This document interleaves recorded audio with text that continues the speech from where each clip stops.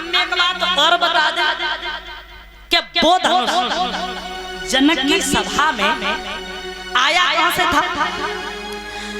तो वो धनुष भोले बाबा ने रावण को दिया था और रावण से एक बात कही थी कि इस धनुष को ले जा, लेकिन रास्ते में इस धनुष को कहीं रख मत देना, और अगर तुमने कहीं रख दिया तो उठाने की तो छोड़ो, तुम इसे हिला नहीं पाओगे।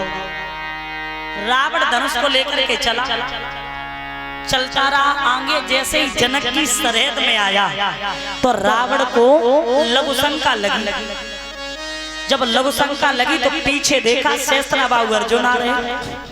उनसे कहा कि आप मेरे धनुष को पकड़ लो, हम लघु शंका कर लेते हैं।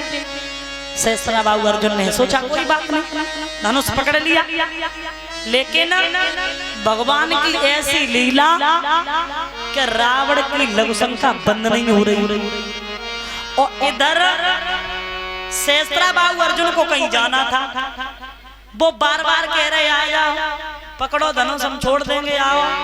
अबे बेचारे आज का वही ना जब लघु शंका बंद हो जाए, वो बंद नहीं हो रही है। अब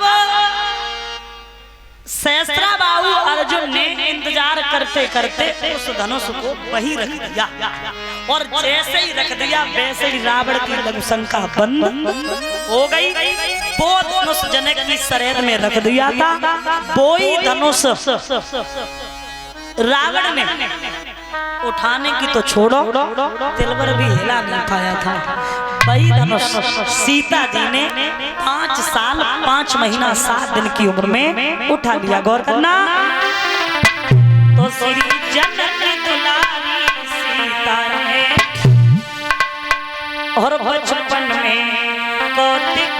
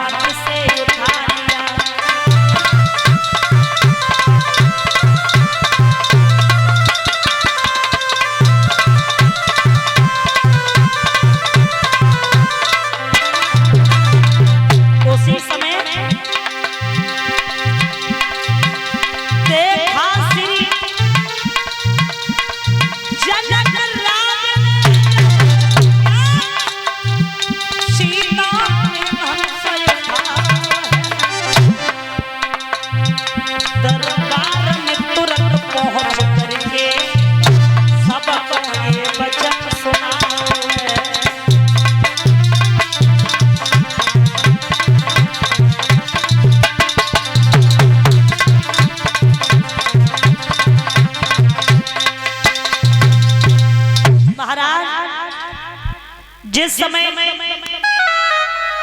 सीता जी ने धनुष को उठा लिया, जनक ने जिस समय देखा, देश विदेशों में पत्र भेजा। इतनी छोटी उम्र में सीता ने धनुष को उठा लिया, पत्र भेजा, और उस पत्र में एक ही बात लिखी है, क्या? तो जिस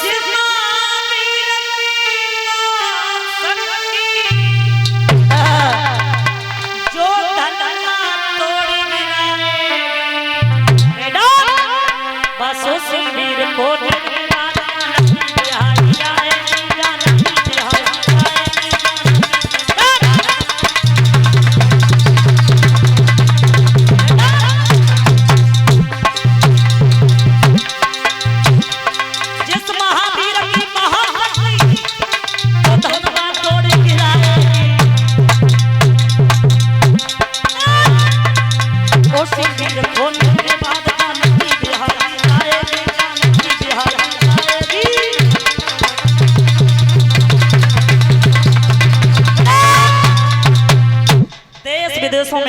भेज दिया और उस पत्र में एक ही बात लिख दी, जिस महावीर की महाशक्ति जो धनवा तोड़ गिराएगी, बस उसी वीर को निर्विवाद जान की विहाई जाएगी। पत्र जब पहुंच गया तो उसी समय मेरे प्यारे पत्र के अनुसार बड़े बड़े बहादुर चले सीता का स्वयंवर है, शादी करेंगे।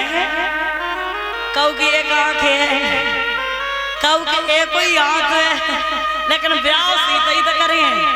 धनुष तोड़े वो कोई बड़ी बात है, धनुष तोड़ेंगे विवाह होगा, लेकिन जो उम्मीद ना है कि तोड़ लिए कि ना तोड़ लिया, यार सब यही सोच रहे अरमान है हमारी साथी हो, कोई कहा अरे जाओ हमारी हो ये छोटू संगाती हुआ चंदा है, ब्याह तो है ही।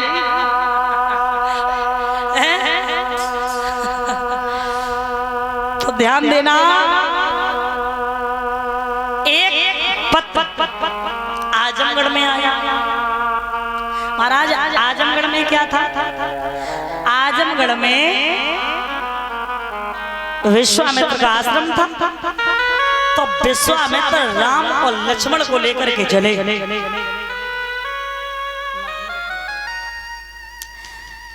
जब राम और लक्ष्मण को लेकर के चले तो महाराज रास्ते में इन्होंने एक पत्थर की स्त्री देखी। पत्थर की स्त्री देखी, वो कौन थी? गौतम और इसकी पत्नी अहिल्या। जब देखी तो राम ने पूछा गुरुदेव ये कौन है, ये मैं क्या देख रहे? विश्वामित्र ने जवाब दिया, कहा बेटा ये गौतम और इसकी पत्नी है अहिल्या, ये देखने में बड़ी सुंदर थी। इंद्र इनके साथ छल करना चाहता था, लेकिन छल कर नहीं पाता था। क्यों? क्योंकि गौतम ऋषि सारे दिन घर में रहते थे।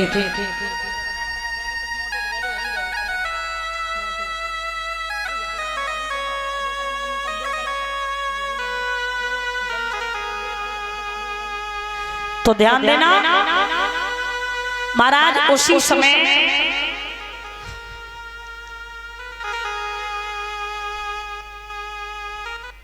पूछा, जवाब दिया गौतम ऋषि की पत्नी है अहिल्या। इंद्र इनके साथ छल करना चाहता था, लेकिन छल कर नहीं पाता था। क्यों? क्योंकि गौतम ऋषि सारे दिन घर में रहते थे। एक समय ऐसा था जब वो जाते थे गंगा स्नान मनाने, तो आज इंद्र चंद्रमा के पास पहुंचा। 4 बजे जाते थे वो गंगा स्नान मनाने, तो इंद्र चंद्रमा के पास पहुंचा। अब एक बात और शंका वाली है राजा कि इंद्र चंद्रमा के ही पास क्यों पहुंचा? क्या कोई और नहीं था? सोचने वाली बात है। तब इंद्र चंद्रमा के ही पास क्यों पहुंचा? कोई बताएगा क्यों पहुंचा? और कोई नहीं बताता।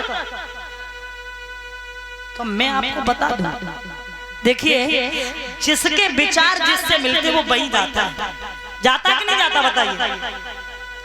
शराबी ज्यादातर शराबी के पास बैठेगा और जे वाले चलो भैया डाल ले, कोई बात ना है, ये खैर बड़ी बात ना है, दिक्कत वाली बात ना है, नॉर्मल सी बात है। शराबी शराबी के पास जाएगा, जुआरी जुआरी के पास जाएगा, लफंगा लफंगा के पास जाएगा ना। और एक बात और बता दें, संगत का असर बहुत पड़ता है। अगर कोई हमारे सामने ये कह दे कि ऐसा कुछ नहीं है, कि हम बहुत बुरी संगत में रहे लेकिन हम पे असर नहीं पड़ा, मैं मान लूंगी। कहीं 100 में 2 या 1 जिस पे ना पड़े, लेकिन गारंटी से कह सकते कि संगत का असर एक ना एक दिन आपके ऊपर आ जाएगा। सच है। 4 दोस्त हों और दोस्ती बहुत खतरनाक होती है। और दोस्ती में तो भैया दोस्ती में तो जान देवे की नौबत आ जाए तो बहुत देने पड़े हैं। हाँ, दोस्ती में और जैसे 4 दोस्त हों, एक बिल्कुल ना पीता हो, 3 पीते हो। अब बोतल खुली गई भैया, बोतल खुली, अब एक पियत में बेचारो तो वो अलग अलग जाए रहा, 3 पे पियन लगे। अब बेकार करे भैया तू अलग चला गया, बैठे बोले तुम लोग पीते हो, हमें पीनी नहीं आती, तो हम भैया क्या बैठे आपकी महफिल में अपने जाए रहे आ तो सिखाए ना सुन।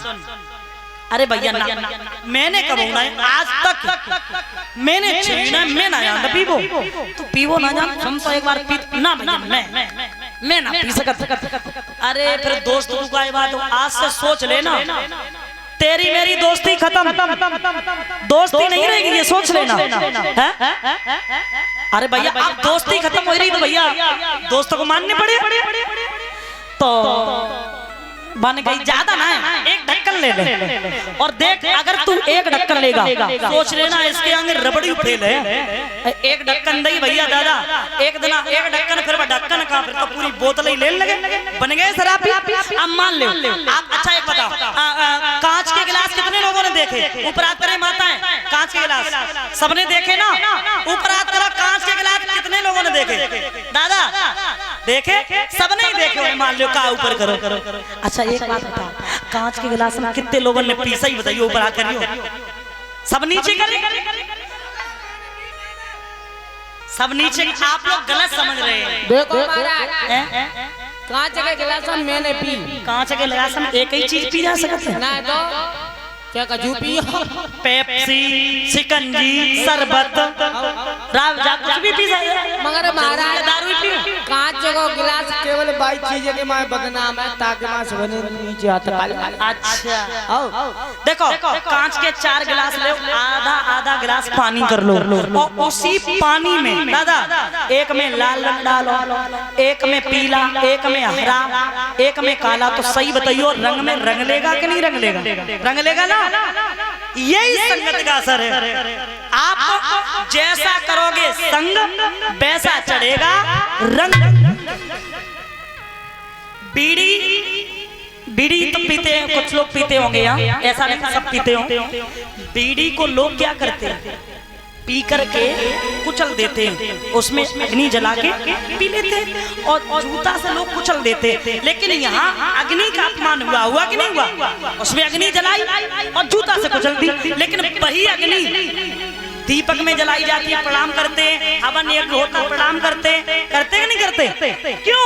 क्योंकि उस अग्नि की संगति गलत हो गई, वो सिगरेट बीड़ी में पहुंच गई। बीड़ी गलत चीज है, और गलत चीज में आप पहुंचोगे तो आप भले लोगों में रहोगे, दुनिया सलाम करेगी, राम राम करेगी, और वरना गली में एक शराबी संग निकल जाएगी और कोई राम राम कर जाए तो बात कर लियो। अरे वही है सड़क जान कहा गलना में तो है, अम्मा दादा को गाड़ी दे तो शराब नहीं करेगा, ऐसे ही कहते हैं ना, बता।